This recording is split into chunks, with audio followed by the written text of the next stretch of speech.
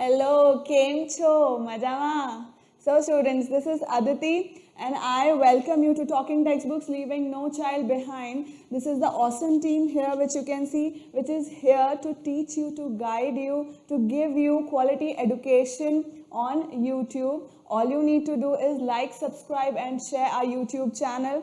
And this is the domain in which we'll be dealing. That is, we'll be covering the NCERT. Good thing is that we will be covering the NCERT of 6 to 8 and as well as Olympiad level, then PRMO, NSEJS, NTSC, and of course 6 to 10th school examinations, right? So please subscribe the channel and share it to as many children as you can, right? And if you want any study material related to the video or worksheets, DPPs, that you can get it on our Telegram channel. For that, you will have to download the app. It is just similar to WhatsApp. So you can download the app, Telegram app, and then you can join your relevant class, TTB 06 for 6th class, 7th, 8th, 9th, and 10th, right? So today's topic is squares and square roots, and I would want you to promise that you will attend whole of my lecture, you will make proper notes of it, you will revise it so that you can become a smart student and gain very good marks, right? So आज का topic है square and square roots, and I suppose that you have already studied everything. सब कुछ आपने already पढ़ रखा है. All we have to do is revise and do questions which have come in the earlier Olympiad exams. We'll be doing that, we'll be practicing that, do not worry. So you must have इसको पढ़ने से पहले आपको क्या क्या आना चाहिए? Basically multiplication, division, ये सब आना चाहिए. कुछ टेबल्स हैं वो सब आ जानी चाहिए. स्क्वायर्स कैसे निकालना है, रूट्स कैसे निकालना है, ये सब आपको इसके अंदर मैं बता दूंगी, right? So basically squares and square roots काम कहाँ आते हैं? हम लोग ये पढ़ते हैं पर ये काम कहाँ आते हैं? तो these are all measurements. Basically ये सब measurements and these are use by architectures इसे यूज करते हैं, right? All the angles measurements इस सब के काम आता है. Architectures for making their blueprints और engineers using it for making bridges और बिग मॉन्यूमेंट्स, नॉट मॉन्यूमेंट्स मतलब buildings, or artists using it for making like art sculptures and all that. तो ये सब बेसिकली इसी मेजरमेंट में ही काम आ रहा होता है कहीं ना कहीं. कारपेंटर्स जो हैं वो यूज़ कर रहे होते हैं इसको, या उनके जो टूल्स हैं वो इस तरह से बने हुए होते हैं. तो basically it is all about measurement, right? कुछ ना कुछ चीज़ है, कहीं ना कहीं हमें एंगल्स की ज़रूरत है, तो वो सब वहीं पे काम आ रहा होता है, right? Squares and square roots. अब बेसिकली क्या है इसके अंदर? देखो, अपन ने नॉर्मल स्क्वायर देखा है मेंसुरेशन में, ठीक है? मेंसुरेशन अपन पढ़ते हैं. This is a square. अब इसकी एक साइड है और इसकी दूसरी साइड है, ठीक है? अब अपन इसका एरिया कैसे निकालते थे, इसका वैल्यू कैसे निकालते थे? Side into side. बेसिकली एक जो साइड है उसी को दूसरी साइड से मल्टीप्लाई करें, मतलब सेम साइड से ही मल्टीप्लाई करें, because all the sides of a square are equal. तो it is similar to that only, ठीक है? तो जब हम स्क्वायर निकाल रहे होते हैं, बेसिकली हम क्या कर रहे होते हैं? सेम इंटीजर को उसी से खुद से ही मल्टीप्लाई कर रहे होते हैं. वी मल्टीप्लाई और squares are the product of integers when it is multiplied by itself, right? तो अगर मैं लिखती हूँ 2 इंटू 2, ठीक है, तो मैं इसको क्या लिख सकती हूँ? 2 स्क्वायर, राइट? अब ये क्या है? What is this? This is what? Base. And this is what? exponent और power, ठीक है? ये या तो बेस कह सकते हैं, दिस इज एक्सपोनेंट और पावर, एंड दिस इज, अब इसको बोलेंगे क्या? हाउ विल वी से it? This is 2 raised to 2, 2 raised to the power 2 और 2 स्क्वायर, ठीक है? इनमें से कुछ भी बोल सकते हैं. तो लेट्स से अगर मैं लेती हूँ n इंटू एन, ठीक है? अगर मैं ले रही हूँ n इंटू एन, तो मैं उसे लिख सकती हूँ n स्क्वायर. अब मैंने ये बोला कि स्क्वायर्स जो होते हैं it is a product of N integer by itself. तो इंटीजर क्यों बोल रही हूँ? इंटीजर के अंदर क्या आता है? नेगेटिव भी आता है. तो अब समझो, अगर मैं कर रही हूँ -4 इंटू -4, ठीक है? अगर मैंने -4 इंटू -4 किया तो माइनस इंटू माइनस क्या होता है? स्क्वायर हमेशा multiplied by itself, 2 bar he multiply हो रहा है, तो माइनस इंटू माइनस क्या हो जाता है? प्लस, एंड 4 4 जा 16. तो आंसर तो उसका क्या आएगा? पॉजिटिव ही आएगा. तो बेसिकली यहाँ पे अब जो स्क्वायर्स हैं उनकी 2 डेफिनेशन हो गई. What? It is the product it is the product of N integer by itself, ठीक है, खुद का खुद ही से ही मल्टीप्लिकेशन हो रहा है, एंड स्क्वायर्स आर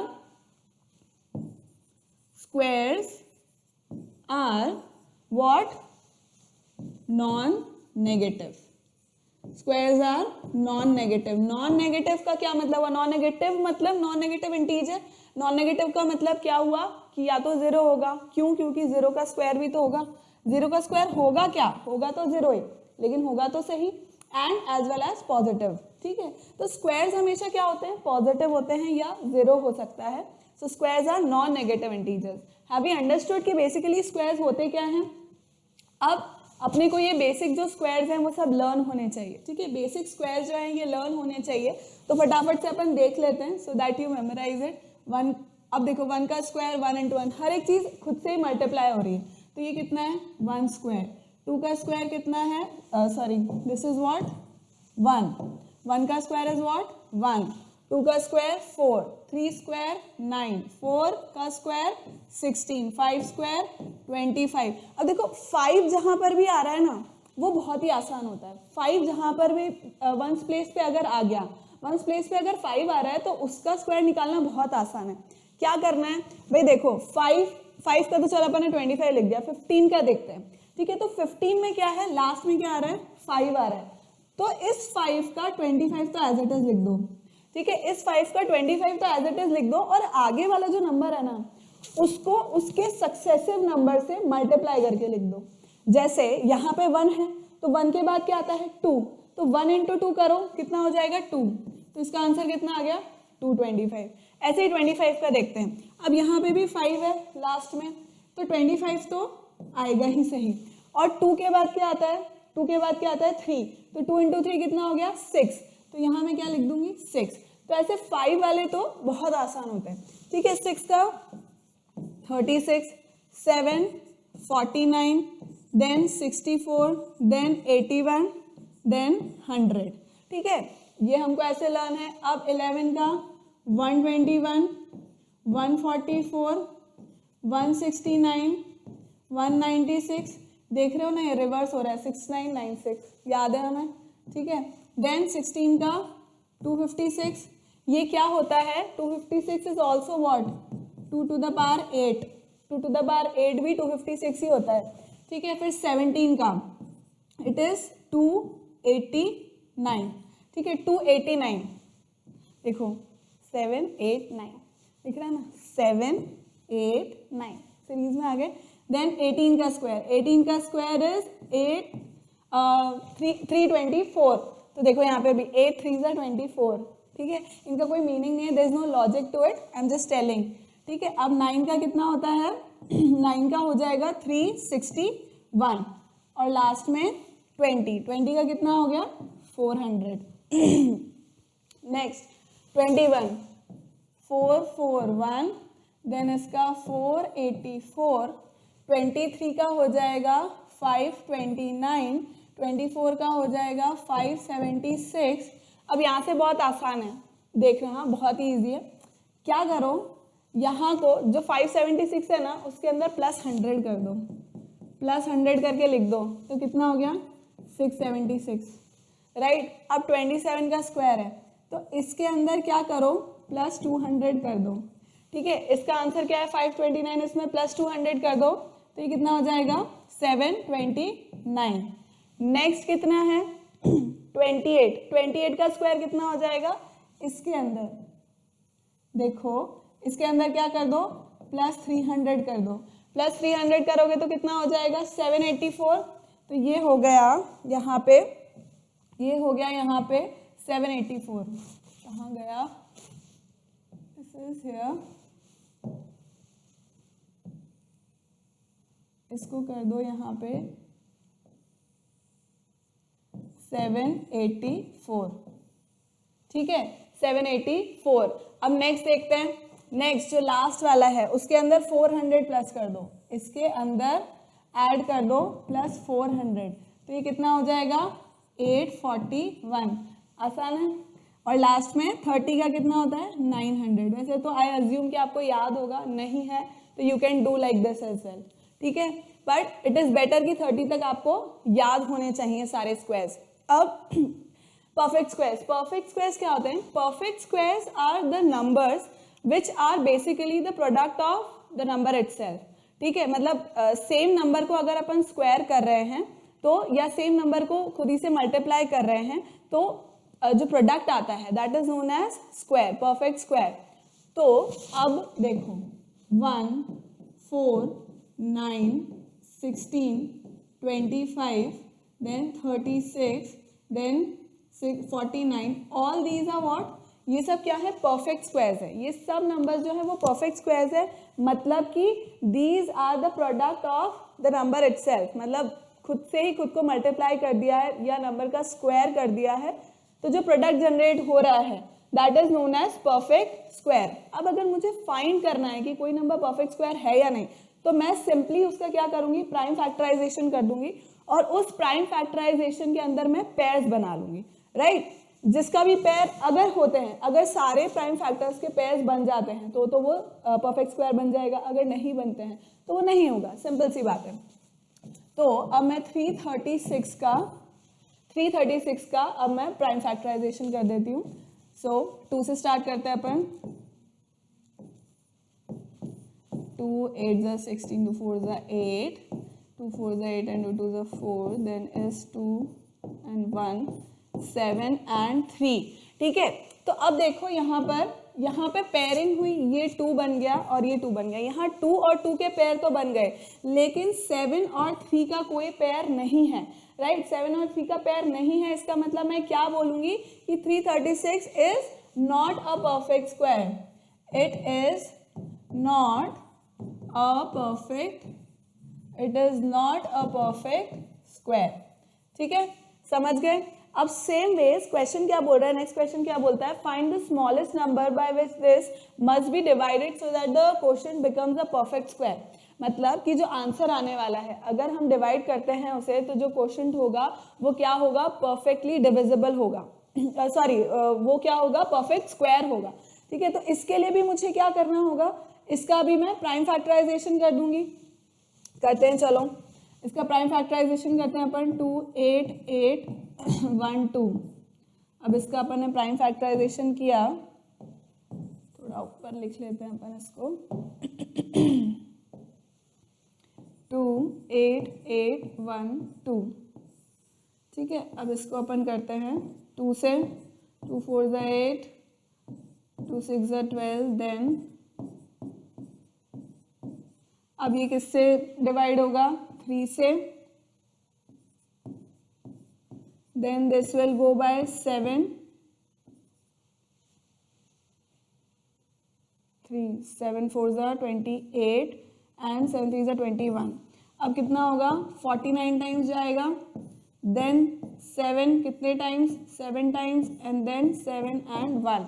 अब देखो यहाँ पे पेयर्स बन रहे हैं, यहाँ पे 2 का पेयर बन गया एक, यहाँ पे 7 का पेयर बन गया, यहाँ 7 का पेयर बन गया, लेकिन 3 क्या है? 3 का कोई पेयर नहीं बना, मतलब 3 is the smallest number. 3 is the smallest number जो यहाँ पे रिमेनिंग है। अगर मैं इसको इससे डिवाइड करती हूँ in the quotient I will get what number?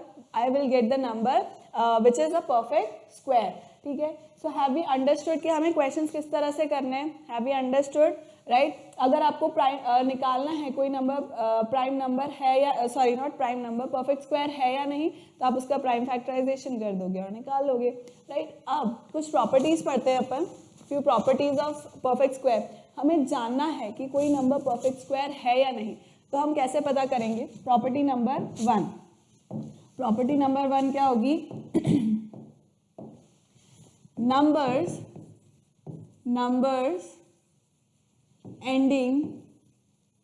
numbers ending with 2 3 7 8 can never be a perfect square, ठीक है। मतलब ऐसा कोई भी नंबर जिसके एंड में क्या आ रहा है, जिसके एंड में 2 3 7 8 अगर आ रहा है तो वो परफेक्ट स्क्वायर नहीं हो सकता। फॉर एग्जाम्पल अगर मैं बहुत बड़ा सा कोई नंबर ले लूँ 7 8 6 3 5 2 4 8, ठीक है, ये मैंने नंबर ले लिया। अब मैं पूछ रही हूँ कि ये परफेक्ट स्क्वायर है या नहीं, तो you can not take out the prime factorization of this number. अब इतना टाइम नहीं है कि हम इतने बड़े नंबर को करेंगे। What we simply can see is, अब देखो इसके यूनिट प्लेस पर 8 आ रहा है, और कभी भी किसी भी स्क्वायर के अंदर यूनिट प्लेस पर 8 नहीं आ सकता, ठीक है। कोई भी परफेक्ट स्क्वायर है, अगर कोई भी अगर परफेक्ट स्क्वायर है तो उसके यूनिट प्लेस पर 2 3 7 8 नहीं आ सकता। अगर वो आ रहा है तो वो परफेक्ट स्क्वायर नहीं है, बिल्कुल भी नहीं है, ठीक है। तो दिस पॉइंट इज क्लियर, ठीक है, this point is clear. Second point अपन देखते हैं अब।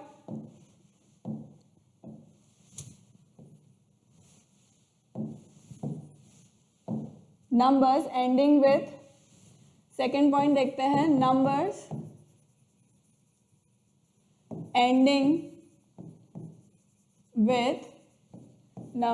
ending with odd number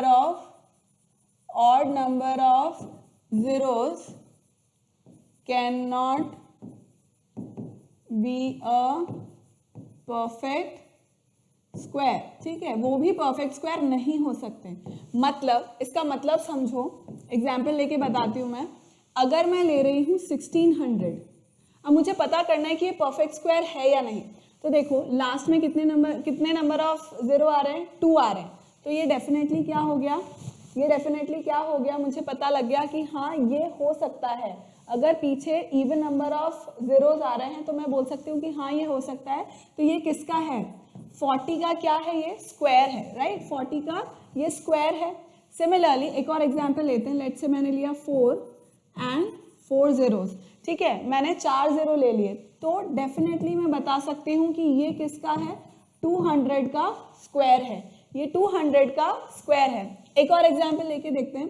for example मैंने लिया 80, ठीक है, 80 लिया। अब यहाँ पे क्या है, इसको मैं डेफिनेटली बोल सकती हूँ कि ये स्क्वायर नहीं हो सकता।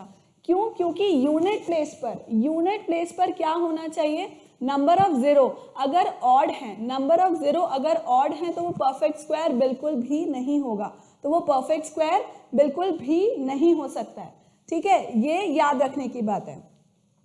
थर्ड प्रॉपर्टी इसकी, squares of even number is always even, ठीक है, squares of even number is always even and square of odd number is always odd। मतलब कि अगर नंबर इवन है, फॉर एग्जाम्पल 16 इवन नंबर है, तो 16 का स्क्वायर कितना होगा, 256, यानी कि ये भी इवन हुआ, करेक्ट। अब अगर मान लो मैं ले लेती हूँ 13 ऑड है, 13 का स्क्वायर कितना होता है, 169, तो ये भी क्या हो गया, ऑड हो गया। अगर नंबर इवन है तो उसका स्क्वायर भी इवन होगा, अगर नंबर ऑड है तो उसका स्क्वायर जो है वो भी ऑड ही होगा, ठीक है। Third point is this. एक और एग्जाम्पल लेकर के देखते हैं। फॉर एग्जाम्पल मैंने लिया 8 का स्क्वायर कितना होता है, 64। अब लिया मैंने 3 का स्क्वायर कितना होता है, 9। So we have made a point clear कि आप ऐसे और भी कितने करके देख सकते हो कि अगर आप इवन नंबर लेते हो उसका स्क्वायर इवन आ जाता है, ऑड लेते हो ऑड आ जाता है, ठीक है। तो हमने 3 प्रॉपर्टीज आज कौन सी डिस्कस करी है। एक तो ये कि जो यूनिट डिजिट है, यूनिट डिजिट पर अगर किसी नंबर के नंबर आ रहा है, यूनिट प्लेस पर अगर नंबर आ रहा है 2 3 7 8, it can never be a perfect square, ठीक है। सेकेंड नंबर, अगर किसी भी नंबर के एंड में नंबर ऑफ जीरो ऑड है तो वो परफेक्ट स्क्वायर कभी नहीं हो सकता।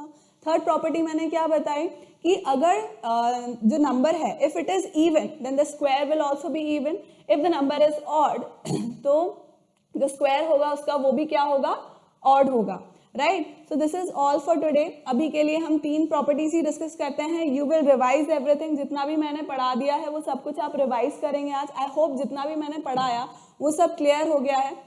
What ever I told you it is clear to you, ठीक है।